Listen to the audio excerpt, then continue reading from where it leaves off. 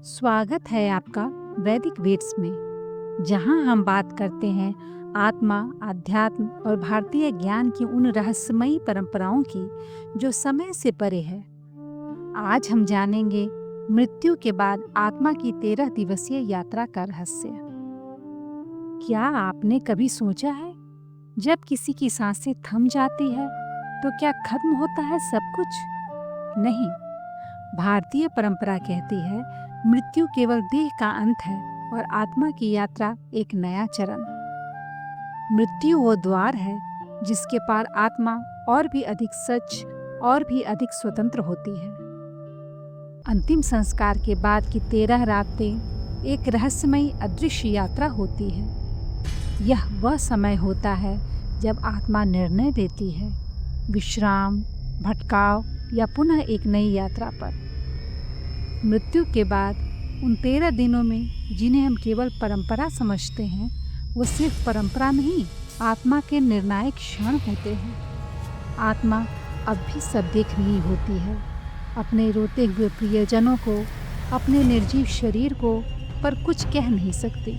यही है आत्मा की पहली रात, मौन, अदृश्य पर पूर्ण चेतन। क्या आप आत्मा का अनुभव 13 दिन और मृत्यु के आगे का सत्य जानना चाहेंगे?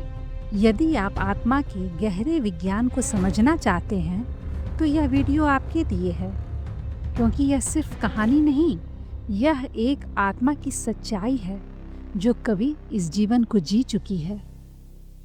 कल्पना कीजिए, आपने अभी अभी अंतिम सांसें ली हैं।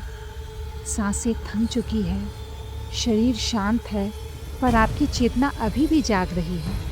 आपको सब कुछ दिख रहा है, लोग रो रहे हैं, आपको पुकार रहे हैं, गहरी बेचैनी का अनुभव कर रहे हैं, लेकिन आप कुछ कर नहीं पा रहे।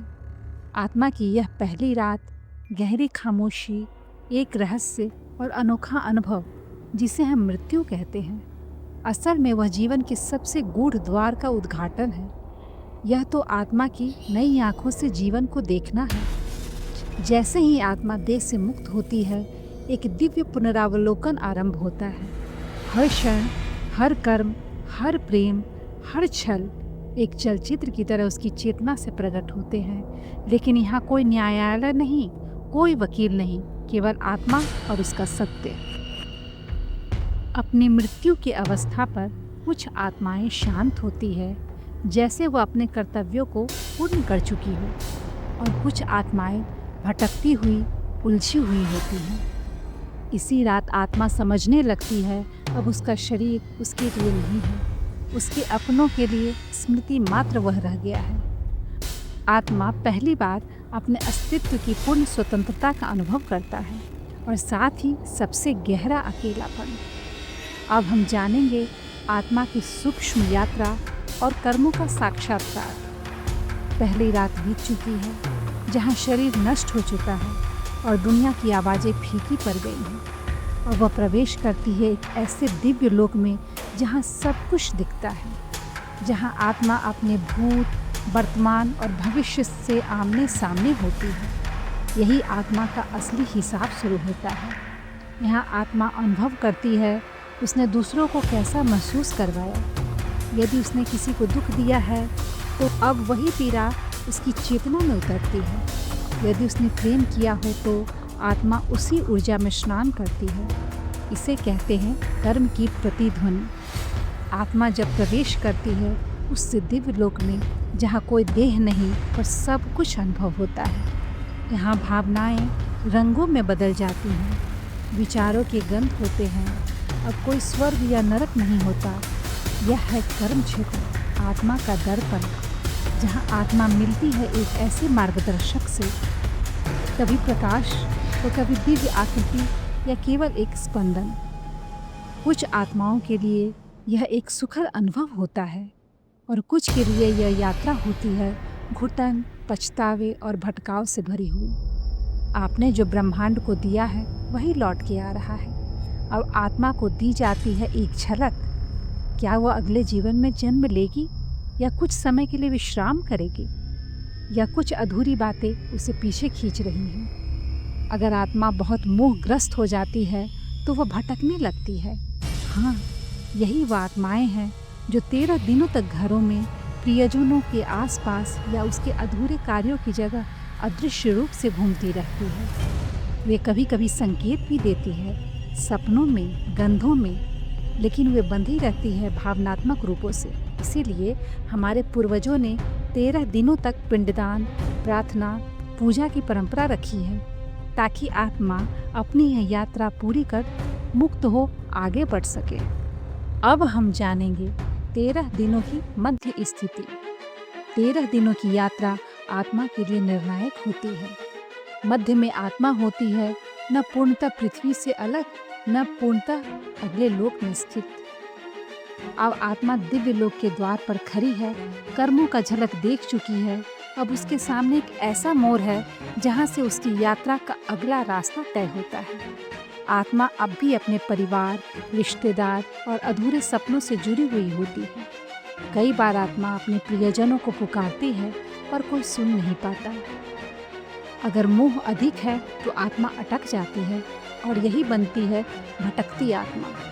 इस समय पिंडदान और प्रार्थनाओं की ऊष्मा से आत्मा ऊपर उठती है। यहाँ आत्मा को कई अनुभव होते हैं। वह अपने अंतिम संस्कार को देख सकती है। आत्मा मोह में नहीं भटके, इसके लिए हमारे शास्त्रों में विशेष कर्मकांड, श्राद्ध, मंत्रोच्चारण और दीपदान की परंपरा बनाई गई है। यह सब केवल रिवाज नहीं, बल्कि आत्मा के लिए ऊर्जा का सेतु है। जब कोई उसे प्रेम पूर्वक विदा करता है कि जाओ, तुम मुक्त हो, अपनी यात्रा की शुरुआत करो, तो आत्मा को मार्ग मिल जाता है। मृत्यु के बाद आत्मा केवल कर्मों से नहीं, बल्कि इच्छाओं से भी बंधी होती है। इसीलिए इस समय हमारा कर्तव्य है प्रार्थना करना, प्रेम पूर्वक उन्हें मुक्त करना। 13वां दिन आत्मा के निर्णय का क्षण है। क्या वह फिर से जन्म लेना चाहती है या कुछ समय के लिए ब्रह्मांड की गोद में विश्राम? 13 दिन, 13 गहन रातें, 13 अवसर आत्मा के लिए समझने, स्वीकार करने और आगे बढ़ने के लिए। अब आत्मा खड़ी उस चौराहे पर जहाँ 2 रास्ता है। एक रास्ता पुनर्जन्म का और दूसरा अल्पकालीन विश्राम का, और कभी कभी तीसरा भी, जहाँ आत्मा विलीन हो जाती है ब्रह्मांड की चेतना में। पर यह दुर्लभ है, अति दुर्लभ। कुछ आत्माएं कहती हैं मैं फिर जाऊंगी अधूरी बातों को पूरा करने, तो कुछ कहती हैं अब थोड़ी देर बस मौन चाहिए। ब्रह्मांडीय चेतना में जहाँ कोई मैं नहीं बचता, केवल प्रकाश और प्रेम। जन्म लेना कोई दंड नहीं, यह आत्मा की इच्छा से पूर्णता की खोज की जाती है।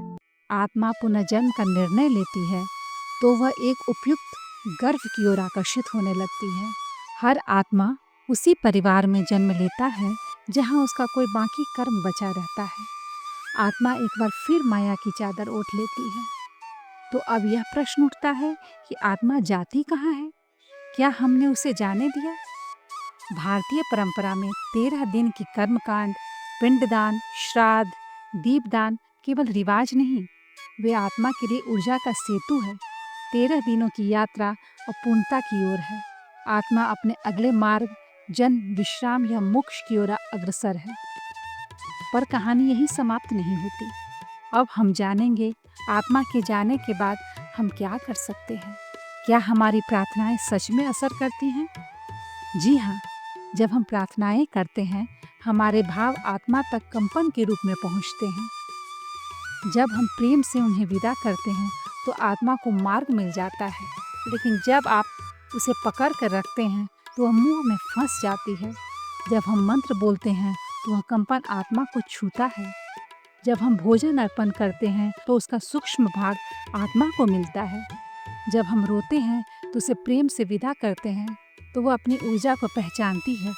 13वें दिन का अंतिम पिंडदान वह सिर्फ अनाज नहीं होता, वो आत्मा को एक संदेश होता है, जाओ, हम तुम्हें अपने प्रेम से मुक्त करते हैं, तुम अपनी अगली यात्रा को जाओ। लोग अक्सर यह जानना चाहते हैं कि क्या आत्मा वापस आती है? उत्तर यह है कि आत्मा हमेशा मौजूद रहती है, आपके विचारों, भावनाओं पर। अगर आपने प्रेम पूर्वक विदा कर दिया तो एक ऊर्जा बनकर आपका सहारा बनती है, लेकिन आप अगर रो रो कर उसको पकड़े रहोगे, वह मुंह में फंस कर भटक जाती है। मृत्यु को अंत नहीं, वह आत्मा के लिए एक और अवसर है पूर्णता की ओर बढ़ने का। तो अगली बार जब आप किसी को खोएं तो आंसुओं से नहीं, प्रेम और प्रकाश से विदा करें। सेवा करें, अन्नदान करें, किसी की मदद करें उनके नाम पर, क्योंकि आत्मा केवल शरीर नहीं, वह आपकी भावनाओं में जीवित रहती है। कोई नहीं मरता, केवल बदलता है। जैसे धूप दिखती नहीं पर गर्मी देती है, वैसे ही आत्मा जो अदृश्य होते हुए भी सदा हमारे साथ होती है। उन्हें विदा करते समय आप यह कहें, जाओ, तुम्हारी यात्रा महान हो, और जब मिलो तो पहचान पाओ। यही है 13 दिनों की रहस्यमय यात्रा की पूर्णता। यही है मृत्यु के बाद जीवन का रहस्य, और यही है प्रेम की सबसे पवित्र अभिव्यक्ति। तो आज आपने जो सुना, यह केवल ज्ञान नहीं था, यह एक आत्मिक स्मृति थी जो आपके भीतर पहले से ही थी, लेकिन कहीं धुंधली हो गई थी। अगर आप किसी अपने प्रिय की याद में डूबे हुए हैं या स्वयं जीवन और मृत्यु के प्रश्नों से जूझ रहे हैं, तो याद रखिए, आप अकेले नहीं हैं। आपकी हर भावना, हर प्रार्थना उस आत्मा तक पहुंचती है। आपने इस वीडियो में आत्मा की पहली रात से लेकर उसके पुनर्जन्म तक की पूरी प्रक्रिया को जाना, भावनात्मक रूप से भी, आध्यात्मिक रूप से भी। यह वीडियो आपके मन को छू गया हो, अगर आपको आपके किसी प्रश्न का उत्तर मिला हो, तो कृपया अपना अनुभव कमेंट में ज़रूर लिखें। वीडियो को लाइक करें, शेयर करें, सब्सक्राइब करें। मिलते हैं फिर किसी और आत्मिक यात्रा पे। हर हर महादेव।